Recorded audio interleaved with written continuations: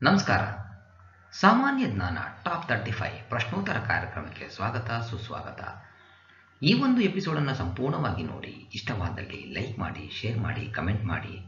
ಇಲ್ಲಿ ಕೊಟ್ಟಿರುವಂತಹ ಪ್ರತಿಯೊಂದು ಪ್ರಶ್ನೆಯೂ ಕೂಡ ಮುಂಬರುವಂತಹ ಯಾವುದೇ ರೀತಿಯ ಸ್ಪರ್ಧಾತ್ಮಕ ಪರೀಕ್ಷೆಗೆ ಅತಿ ಉಪಯುಕ್ತಕರವಾಗಿರುತ್ತೆ. ಈ ಎಲ್ಲ ಪ್ರಶ್ನೆಗಳಿಗೂ ಕೂಡ ಅತ್ಯಂತ ಸರಳ ವಿವರಣೆಗಳ ಜೊತೆಗೆ ನಿಮ್ಮ ಮುಂದೆ ಇಡ್ತಾ ಇದ್ದೀನಿ. All the best. ಈ ಕೆಳಗಿನವರಲ್ಲಿ ಮಹಾತ್ಮ ಗಾಂಧಿಯವರು ಯಾರನ್ನು 1940ರ ವೈಯಕ್ತಿಕ ಸತ್ಯಾಗ್ರಹಕ್ಕಾಗಿ ಆಯ್ಕೆ ಮಾಡಿದರು? ವಿನೋಬಾ ಭಾವೆ. 1940ರಲ್ಲಿ ಆಗಸ್ಟ್ ಕೊಡುಗೆಯ ವಿರುದ್ಧವಾಗಿ ಮಹಾತ್ಮ ಗಾಂಧೀಜಿ ವೈಯಕ್ತಿಕ ಸತ್ಯಾಗ್ರಹವನ್ನು ಆರಂಭಿಸಿದರು. ಇದರ ಮೊದಲ ಸತ್ಯಾಗ್ರಹಿಯಾಗಿ ರಾಷ್ಟ್ರೀಯ ಶಿಕ್ಷಕ ಎನಿಸಿದ ಆಚಾರ್ಯ ವಿನೋಬಾ ಭಾವೆ ಅವರನ್ನು ಆಯ್ಕೆ ಮಾಡಿದರು. ನಂತರ ಜವಾಹರಲಾಲ್ ನೆಹರು ಅವರು ಎರಡನೇ ವೈಯಕ್ತಿಕ ಸತ್ಯಾಗ್ರಹಿ ಎಂದು ಆಯ್ಕೆ ಮಾಡಲಾಯಿತು. ವಿನೋಬಾ ಭಾವೆ ಅವರು ತೆಲಂಗಾಣದ ಪೋಚಂಪಲ್ಲಿಯಲ್ಲಿ 1951ರಲ್ಲಿ ಸ್ವಯಂ ಪ್ರೇರಿತ ಭೂ ಸುಧಾರಣಾ ಚಳವಳಿಯಾದ ಭೂದಾನ ಚಳವಳಿಯನ್ನು ಆರಂಭಿಸಿದರು. One is the right answer. ಪ್ರಾಚೀನ ಭಾರತದಲ್ಲಿ ಅಸ್ತಿತ್ವದಲ್ಲಿದ್ದ ಮಹಾಜನಪದಗಳು ಎಷ್ಟು ಸಂಖ್ಯೆಯಲ್ಲಿವೆ? 16. ಮಹಾಜನಪದ ಎಂದರೆ ಶ್ರೇಷ್ಠ ಜನರ ಹೆಜ್ಜೆ. ಉತ್ತರ ಭಾರತದ ಮೈದಾನದಲ್ಲಿ ಮೌರ್ಯ ಸಾಮ್ರಾಜ್ಯಕ್ಕೂ ಮುಂಚೆ ಸಂಘಟನೆಗೊಂಡ ರಾಜಕೀಯ ಗುಂಪುಗಳೇ ಭಾರತ ಮಹಾಜನಪದಗಳು. ಭಾರತದ 16 ಮಹಾಜನಪದಗಳು ಮತ್ತು 10 ಗಣರಾಜ್ಯಗಳಿದ್ದವು. ಅಂಗ, ಅಸಾಕ, ಅವಂತಿ, ಗಾಂಧಾರ, ಚೇದಿ, ಕಾಶಿ, ಕಾಂಬೋಜ, ಕೋಸಲ, ಕುರು, ಮಗಧ, ಮಲ್ಲ, ಮತ್ಸ್ಯ, ಪಾಂಚಾಲ, ಸುರಸೇನ, ವೃಜಿ, ವತ್ಸ ಇವೇ ಮಹಾಜನಪದಗಳಾಗಿವೆ.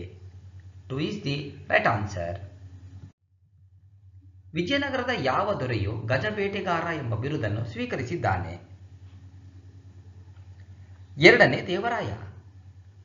ವಿಜಯನಗರ ಸಾಮ್ರಾಜ್ಯದ ಸಂಗಮ ವಂಶದ 2ನೇ ದೇವರಾಯನನ್ನು ಗಜಬೇಟೆಗಾರ, ಪ್ರೌಢ ದೇವರಾಯ, ದಕ್ಷಿಣಾಪಥ ಚಕ್ರವರ್ತಿ ಮತ್ತು ಮಾತಿಗೆ ತಪ್ಪದ ರಾಯರ ಗಂಡ ಎಂದು ಕರೆಯಲಾಗುತ್ತಿತ್ತು. ಇವನು ಸಂಗಮ ವಂಶದ ಆಡಳಿತಗಾರರಲ್ಲಿ ಅತ್ಯಂತ ಶ್ರೇಷ್ಠ ಅರಸ ಎನಿಸಿದ್ದನು. 4 is the right answer. Bahmani ರಾಜವಂಶವನ್ನು ಸ್ಥಾಪಿಸಿದವರು ಯಾರು?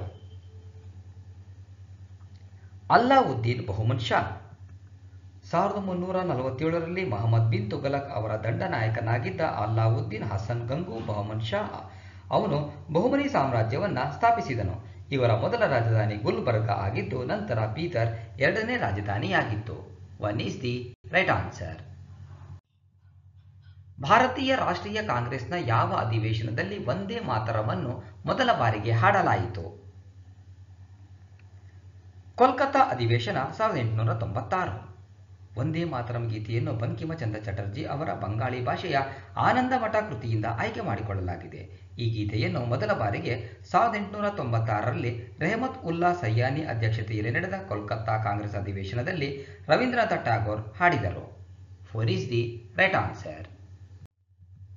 ಸ್ವದೇಶಿ ಮತ್ತು ಬಹಿಷ್ಕಾರ ಘೋಷಣೆಗಳನ್ನು ಮೊದಲ ಬಾರಿಗೆ ಅಂಗೀಕರಿಸಿದ್ದು? ಬಂಗಾಳದ ವಿಭಜನೆಯ ವಿರುದ್ಧ ಆಂದೋಲನ. 1905 ಅಕ್ಟೋಬರ್ 16ರಂದು ವೈಸ್ರಾಯ್ ಲಾರ್ಡ್ ಕರ್ಜನ್ ಅವರು ಬಂಗಾಳ ಪ್ರಾಂತ್ಯವನ್ನು ವಿಭಜನೆ ಮಾಡಿದರು. 1905 ಜುಲೈ 20ರಲ್ಲಿ ಘೋಷಣೆ ಮಾಡಿದರು. ಇದನ್ನು ವಿರೋಧಿಸಲು ಗೋಪಾಲಕೃಷ್ಣ ಗೋಖಲೆ ಅವರ ನೇತೃತ್ವದಲ್ಲಿ ಬನಾರಸ್ ಕಾಂಗ್ರೆಸ್ ಅಧಿವೇಶನದಲ್ಲಿ ಸ್ವದೇಶಿ ಮತ್ತು ಬಹಿಷ್ಕಾರ ಚಳುವಳಿಗೆ ನಿರ್ಣಯ ಕೈಗೊಳ್ಳಲಾಯಿತು. 1 is the right answer. Sanchi ಸ್ತೂಪವು ಈ ಸ್ಥಳದ ಬಳಿ ಇದೆ? ಭೋಪಾಲ್. ಸಾಂಚಿಯ ಸ್ತೂಪವು ಬೌದ್ಧ ಸಂಕೀರ್ಣವಾಗಿದೆ. ಇದನ್ನು ಅಶೋಕನು ನಿಯೋಜಿಸಿದನು. ಇದು ಮಧ್ಯಪ್ರದೇಶದ ಭೂಪಾಲ್ನ ರಾಯಿಸೇನ್ ಜಿಲ್ಲೆಯಲ್ಲಿದೆ. ಇದನ್ನು ಯುನೆಸ್ಕೋ ವಿಶ್ವ ಪರಂಪರೆ ಪಟ್ಟಿಗೆ 1980ರಲ್ಲಿ ಸೇರಿಸಲಾಗಿದೆ. 2 ಈಸ್ ದಿ ರೈಟ್ ಆನ್ಸರ್. ನೈಋತ್ಯ ಮಳೆ ಮಾರುತಗಳು ಭಾರತದಲ್ಲಿ ಶೇಕಡಾ ಪ್ರಮಾಣದ ಮಳೆಯನ್ನು ಸುರಿಸುತ್ತವೆ? 86%. ನೈಋತ್ಯ ಮಾರುತಗಳು ಭಾರತದಲ್ಲಿ ಶೇಕಡಾ 86ರಷ್ಟು ಮಳೆಯನ್ನು ಸುರಿಸುತ್ತವೆ. ಈ ಮಾರುತಗಳ ಕಾಲವು ಜೂನ್ನಲ್ಲಿ ಆರಂಭವಾಗಿ ಸೆಪ್ಟೆಂಬರ್ ತಿಂಗಳವರೆಗೂ ಮುಂದುವರಿಯುತ್ತದೆ. 1 ಈಸ್ ದಿ ರೈಟ್ ಆನ್ಸರ್. ಭಾರತದಲ್ಲಿ ವಿದ್ಯುತ್ ಉತ್ಪಾದನೆಗಾಗಿ ಯಾವ ಕಚ್ಚಾ ವಸ್ತುವನ್ನು ಪ್ರಮುಖವಾಗಿ ಬಳಸಲಾಗುತ್ತದೆ? ಕಲ್ಲಿದ್ದಲು. ಕಲ್ಲಿದ್ದಲು ಭಾರತದಲ್ಲಿ ವಿದ್ಯುತ್ ಉತ್ಪಾದನೆಗೆ ಬಳಸುವ ಕಚ್ಚಾ ವಸ್ತು ಆಗಿದೆ. ಇದನ್ನು ಬಾಯ್ಲರ್ ಮತ್ತು ಸ್ಟೀಮ್ ಇಂಜಿನ್ಗಳಿಗೆ ಇಂಧನವಾಗಿ ಮತ್ತು ಉಷ್ಣ ಸ್ಥಾವರಗಳಿಂದ ವಿದ್ಯುತ್ ಉತ್ಪಾದನೆಗೆ ಬಳಸಲಾಗುತ್ತದೆ. ಜಾರ್ಖಂಡ್ ರಾಜ್ಯ ಇದರ ಉತ್ಪಾದನೆಯಲ್ಲಿ ಪ್ರಥಮ ಸ್ಥಾನದಲ್ಲಿದೆ. 1 ಈಸ್ ದಿ ರೈಟ್ ಆನ್ಸರ್. ಭಾರತದಲ್ಲಿನ ಅತಿ ಪುರಾತನ ಬೆಟ್ಟ ಸಾಲುಗಳು? ಅರಾವಳಿ ಬೆಟ್ಟ ಸಾಲುಗಳು. ಅರಾವಳಿ ಪರ್ವತ ಶ್ರೇಣಿಯು ಭಾರತದ ಪ್ರಾಚೀನ ಪರ್ವತ ಶ್ರೇಣಿಯಾಗಿದೆ. ರಾಜಸ್ಥಾನ, ಹರಿಯಾಣ, ದೆಹಲಿ ಮತ್ತು ಗುಜರಾತ್ಗಳಲ್ಲಿ ನೆಲೆಗೊಂಡಿದೆ.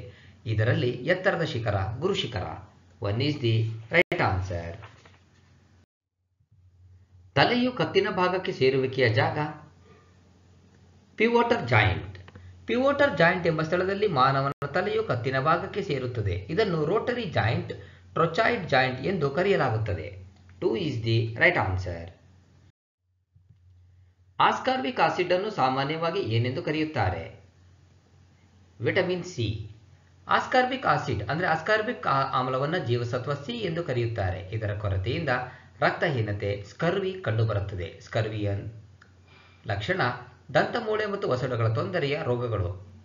2 is the right answer. Karnataka police flag day ಅನ್ನು ಡ್ಯಾಶ್ ರಂದು ಆಚರಿಸುವರು? ಏಪ್ರಿಲ್ 2.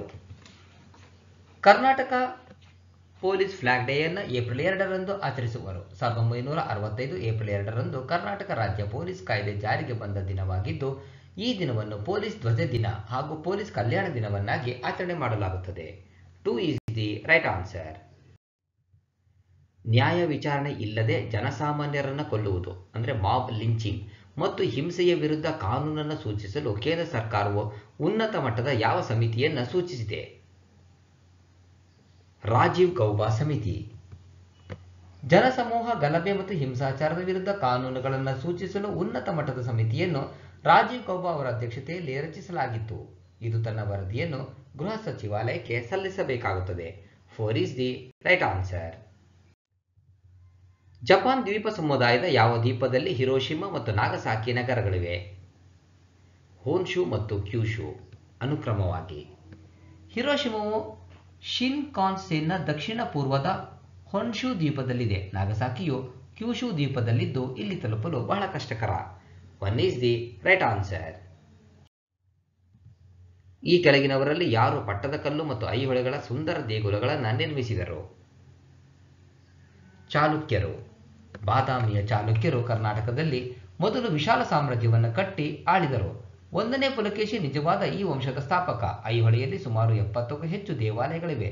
ಇದನ್ನು ಭಾರತೀಯ ದೇವಾಲಯ ವಾಸ್ತುಶಿಲ್ಪದ ತೊಟ್ಟಿಲು ಎಂದು ಕರೆಯಲಾಗಿದೆ ಹಾಗೂ ಪಟ್ಟದಕಲ್ಲು ಚಾಲುಕ್ಯರ ವಾಸ್ತುಶಿಲ್ಪದ ತವರು ಮನೆ ಎಂದು ಕರೆಯಲ್ಪಡುತ್ತದೆ.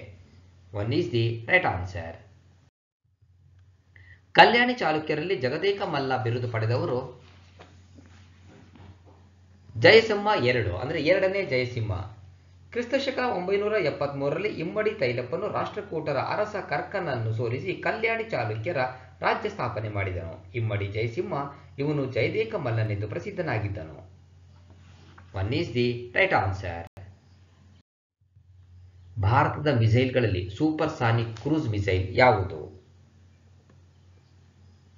ಬ್ರಹ್ಮೋಸ್. ಬ್ರಹ್ಮೋಸ್ ಒಂದು ಸೂಪರ್ಸಾನಿಕ್ ಕ್ರೂಸ್ ಮಿಸೈಲ್ ಆಗಿದ್ದು ಇದನ್ನು ಭಾರತ ಮತ್ತು ರಷ್ಯಾ ದೇಶಗಳು ಜಂಟಿಯಾಗಿ ಅಭಿವೃದ್ಧಿಪಡಿಸಿವೆ. 2006ರಲ್ಲಿ ಇದನ್ನು ಆರಂಭಿಸಲಾಗಿದೆ. ಭಾರತದ ಬ್ರಹ್ಮಪುತ್ರ ನದಿ ಮತ್ತು ರಷ್ಯಾದ ಮಾಸ್ಕೋ ನದಿಯಿಂದ ಇದರ ಹೆಸರನ್ನು ಬ್ರಹ್ಮೋಸ್ ಎಂದು ಬಂದಿದೆ. 2 is the right answer. ಕೆಳಗಿನ ಯಾವ ತಿದ್ದುಪಡಿಗಳಿಂದ ಆಸ್ತಿಯ ಹಕ್ಕನ್ನು ಮೂಲಭೂತ ಹಕ್ಕುಗಳಿಂದ ತೆಗೆದುಹಾಕಲಾಯಿತು? 44ನೇ ತಿದ್ದುಪಡಿ.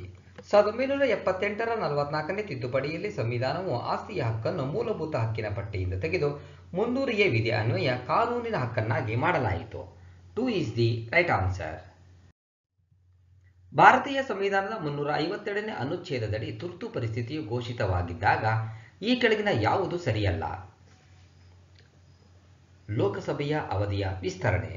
ರಾಷ್ಟ್ರಪತಿಯವರಿಗೆ ತುರ್ತು ಪರಿಸ್ಥಿತಿಯನ್ನು ಘೋಷಿಸಲು ವಿಶೇಷ ಅಧಿಕಾರವಿದೆ.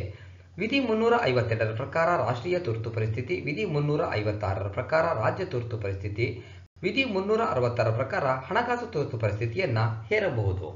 4 is the right answer. ಗಡಸು ಕರೆನ್ಸಿ ಎಂದರೇನು? ಅದು ಹಠಾತ್ತಾಗಿ ಕುಸಿತಕ್ಕೊಳಗಾಗದಿರುವ ಮತ್ತು ಅಂತಾರಾಷ್ಟ್ರೀಯ ಮಾರುಕಟ್ಟೆಯಲ್ಲಿ ಅತ್ಯಂತ ದ್ರವ್ಯವಾಗಿರುವಂತಹದು. ಮೃದು ಕರೆನ್ಸಿ ಆಗಾಗ್ಗೆ ಏರಿಳಿತವಾಗುತ್ತದೆ. ಅಂತಹ ಚಲಾವಣೆಗಳು ದೇಶದ ಆರ್ಥಿಕ ಪರಿಸ್ಥಿತಿಗೆ ತೀವ್ರವಾಗಿ ಪ್ರತಿಕ್ರಿಯಿಸುತ್ತವೆ. ಹಾರ್ಡ್ ಕರೆನ್ಸಿ ಅಂದರೆ ಗಡಸು ಕರೆನ್ಸಿ ಭವಿಷ್ಯದ ಮೌಲ್ಯದಲ್ಲಿ ವಂಚಿತವಾಗುವ ನಿರೀಕ್ಷೆ ಇಲ್ಲದ ಮುಕ್ತವಾಗಿ ಪರಿವರ್ತಿಸಬಹುದಾದ currency. 4 is the right answer. Swami Dayananda ಸರಸ್ವತಿಯರ ಮೂಲ ಹೆಸರೇನು? ಮೂಲಶಂಕರ್. ವೇದಗಳ ಆಧಾರದ ಮೇಲೆ ಹಿಂದೂ ಸಮಾಜವನ್ನು ಶುದ್ಧೀಕರಿಸಲು ಪ್ರಯತ್ನಿಸಿದ ಮೊದಲಿಗ ರಸಋಷಿ ಸ್ವಾಮಿ ದಯಾನಂದ ಸರಸ್ವತಿ. ಇವರ ಮೂಲ ಹೆಸರು ಮೂಲಶಂಕರ್. 1824ರಲ್ಲಿ ಗುಜರಾತಿನ ತಂಕಾರ ಗ್ರಾಮದಲ್ಲಿ ಜನಿಸಿದರು. 3 is the right answer. ಈ ಕೆಳಗಿನ ಯಾವ ಕೇಂದ್ರಾಡಳಿತ ಪ್ರದೇಶವು ವಿಸ್ತೀರ್ಣದಲ್ಲಿ ಅತ್ಯಂತ ಕಿರಿದಾದುದು? ಲಕ್ಷದ್ವೀಪ. ಲಕ್ಷದ್ವೀಪವು ಭಾರತದ ಅತಿ ಚಿಕ್ಕ ಕೇಂದ್ರಾಡಳಿತ ಪ್ರದೇಶವಾಗಿದೆ.